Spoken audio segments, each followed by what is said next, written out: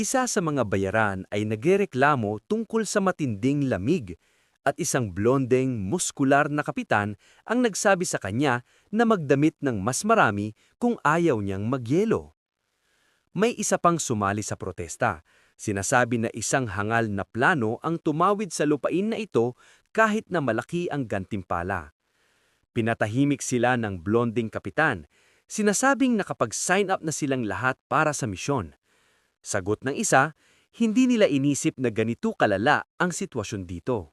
Sa loob ng karwahe, tinatanong ng isang butler ang maharlikang ginang ng pamilyang Akasha kung siya ay maayos.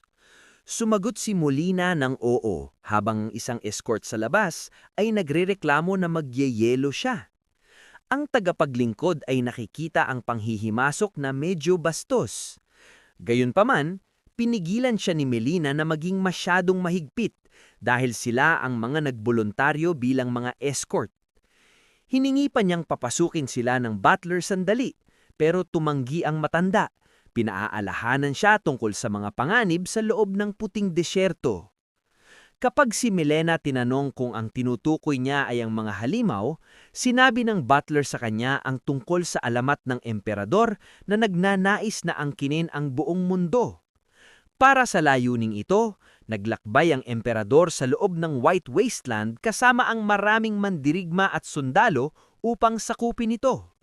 Nanatili siya roon ng maraming dekada at nang bumagsak ang kanyang imperyo, nagbalik siya na nag-iisa na may hawak na tungkod. Ang lalaki ay nawalan ng lahat ng kanyang mga tao at nagsalita na parang siya'y nababaliw na. Ipinaliwanag niya na ang desyerto ay puno ng mga halimaw. Gayunpaman, ang pinakamapanganib na bagay doon ay hindi ang mga halimaw, kundi ang mga barbaro.